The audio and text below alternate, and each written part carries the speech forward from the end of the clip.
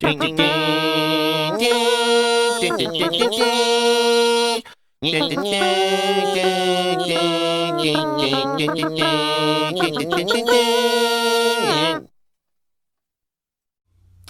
Not doing any more of these blocker videos or anything like that. There was this channel last night that this guy Brad the Guitologist that was clickbaiting using my name.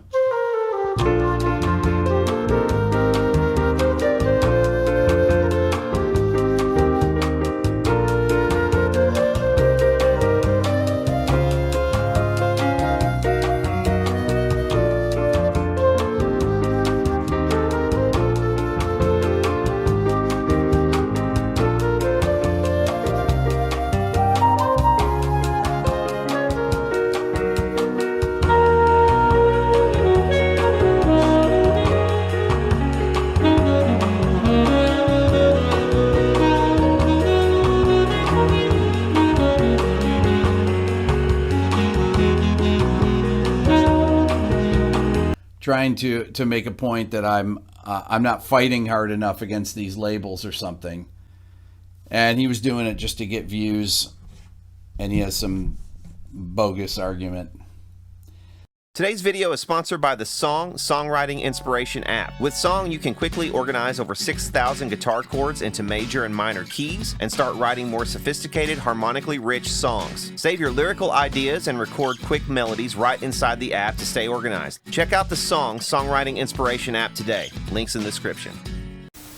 Hey, what's up, dudes? Brad the Guitologist here. I'm gonna try to do a few more posts kind of like this, where I'm just giving some channel updates and kind of filling in the gaps where the absence of Shitpost Fridays has sort of left off. Also, I want to try to post a little bit more regularly to the channel, to the main channel, so that, it doesn't just completely fall off the deep end algorithmically the way it has the last couple of months. Because I deliberately have tried to avoid posting on the main channel for the last couple of months just because of, my state of mind really hasn't been in it. I haven't felt as creative as I need to be really to keep it up correctly anyway, so I think that it has been a good idea up till now, but I'm starting to feel the urge and the need to start posting more. And I feel like, I'm in a state of mind now where I'm a lot better off and I feel like I can. So I also wanted to give an update on my thoughts on the kind of the aftermath and the fallout of the whole Rick Beato thing that I did recently. I want to give you, first of all, an insight into my mentality when I was making that. I had just watched kind of his latest video on the blockers thing. I had noticed that he had had a couple of other recent ones, including the one where he went to testify at Congress. I did not watch all of the Congress one. If you'll look real closely in that last video, in that video, you could see there was a bit that I did watch at the beginning, but I did get far enough to know that he had suggested something to Congress as a solution. So I just wanted to withhold judgment until I knew what that solution was. I did end up watching that, and I have to say I was kind of disappointed in his solution. But I'll talk about that just a little bit more in a second. I wanted to clarify a couple of the things actually that I didn't really talk about to my satisfaction upon watching that video back. I did probably use some language I could have avoided. Some of you guys pointed this out. And it's true, I could have avoided, saying the whole, grow some balls thing. That was probably over the top. But it was also, my state of mind at the time, and I don't regret saying it. I don't really take it back. And I meant it, what I said at the time, but it's just an expression of mine. It's an expression of, friends of mine. So, man, you grow some balls, man, you got to get back up on the horse, grow some balls, It's just an expression. It wasn't meant to be denigrative or whatever the word might be toward Rick. It was just meant to kind of spur, And when I said hit the button, it's kind of hard to press that button when you think, oh my God, they might give me a strike on my channel. The button that I was talking about, the specific button, and I had to say this like repeatedly in the comments because obviously I had not said enough in the video to really make people understand who didn't know what I was talking about. In YouTube, you have an existing copyright claims dispute system that you can go through. So anytime you get a copyright claim, you go into the the little widget in YouTube Studio, and you'll notice when the claim has come in, you'll have the option to dispute the claim. Okay. Now a lot of people have said, and Rick himself has said, well, he didn't want to dispute it because he'll get channel strikes, and he's afraid of channel strikes. They put this threat over you as a YouTuber so that you don't even want to challenge the things. But that was the fear I was talking about. That's the irrational fear, because of course they're going to say that because they don't want a flood of people just posting stuff and then, and then challenging every single thing if there wasn't some kind of measure to prevent them or incentive to disincentivize them from doing that. So that's why they have the strikes thing. But it's kind of an empty threat if you have a real and valid dispute. So if your dispute is real and valid, you should not fear channel strikes, okay, for one. Second, the channel strikes that do come, they only last for a certain period of time. I'm almost positive it's 60 days, maybe 90. So they expire after 60 days. So even if you do get a channel strike on your channel, it's not the end of the world. It doesn't stick around forever. It's not cumulative over the life of your channel. It's just cumulative in a 3-month period. There are some arguments to thwart some of the things that have come back, and some of the things also that Rick has said he was afraid of. So, if they expire after 60 days, that kind of takes away that, because you would have to really be a bad actor on YouTube to get 3 strikes within a 60 or 90 day period.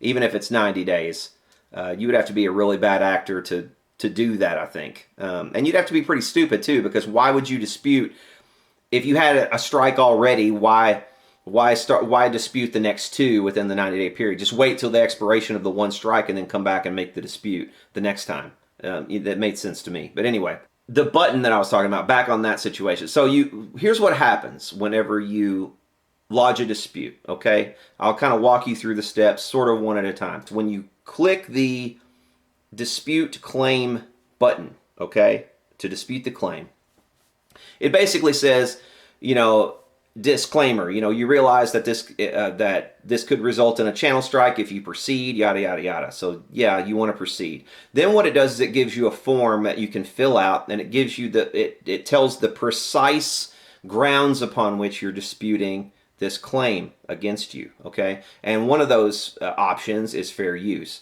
And fair use is kind of what I've been focusing on, because it's what applied to Rick's channel the most, is fair use.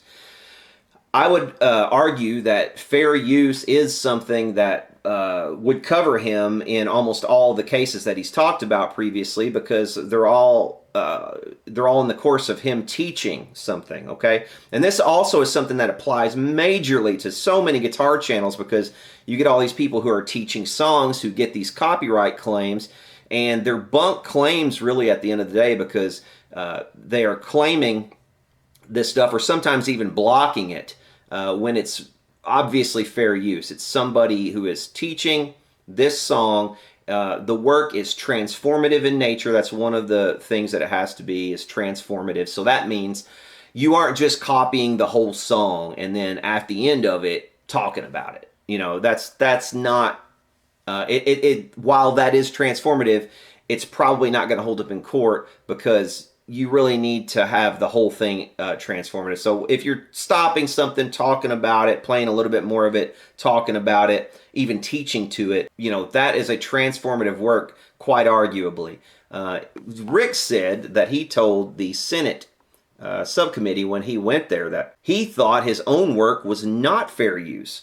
And then it took the lawyer who was at his table to come up after him and kind of correct him and say, oh, I think that Rick's work is fair use. One of the lawyers that was on here said after me, Rick Beato's music theories videos would definitely be covered under fair use, which I thought was very cool. And I agree. I concur that all that stuff that Rick has done and he's put up is fair use. And I'm trying to help him out, trying to help a brother out here and say, look, dude, you got fair use claims. I wholeheartedly believe. And if you just fight it, if you hit the dispute button and you go through the process, I think that you would be able to keep the revenue that you deserve for creating a transformative work. Okay, now maybe you were using the previous works, in part, but that's not the point. The point of a transformative work is that it is a new work. That is a new work that you have rights to now as well, because you've created something else from it, okay? The original copyright holder, they may have some partial claim to the video, but it's not the whole, it's not every bit of revenue to those videos. But anyway, so what I'm saying is, if you click the dispute button, you get this form. You can fill out fair use. You say it's transformative. I only use certain snippets out of it. And even if you use the whole work, okay, and this sort of thing, let me give you some examples. Sargon of Akkad versus Aquila, obviously. Now, this wasn't music related, but this was video related, and it's very, very similar. Video and music are treated similarly when it comes to fair use in the courts. Sargon of Akkad had taken an Aquila, obviously, video and played the whole thing, but in snippets, and he kind of interjected in and kind of rebutted all the things that she was saying throughout the video. She took him to court to sue him after he had made this video. And he ended up winning. And not only did he end up winning, but he ended up winning attorney fees and court costs as well because of the way that she conducted herself. She basically showed that she was doing it in a retaliatory fashion. So there was that. Also, the H3H3 case, where they were sued by this guy, and they had pretty much done the same thing. They had taken his entire video. They played the whole thing, okay? So while the amount of a work is considered in a fair use case, it's not the totality of the consideration. And whenever you are, and that's why I said, Rick, you should try being critical. And by critical, I take that to mean negative criticism. If you're critical of something in a negative way, it even further bolsters a fair use case in courts, because criticism is kind of sacrosanct. It's something that we hold dear in a free society. We need criticism. We need, when people write something that is disagreeable to someone, they should have the right to speak their mind and why they disagree. It's very First Amendment. It's kind of tied into that. And that's what I said in the video. It's something that is in the DNA of the U.S. as a country. And that's why it's there. But that was the reason I said that about, what makes this song great. If you include just even a tiny amount of constructive criticism or even a bit of negative criticism, it actually further bolsters even your fair use claim. It's not necessary for it, but it does further help, especially if you use the whole work throughout the video. But even interjecting, teaching to, education, all of that stuff that you're doing is already fair use. So even the amount of the work is considered. Also, a thing that is considered is, are you hurting their ability to market their work? So, or profit from their work. So, all these people who upload entire albums and stuff like this to YouTube, unedited and all that. Yes, that absolutely is not fair use, because, they're just uploading something unedited in its full, complete form, and it's obviously not, it's not protected, okay?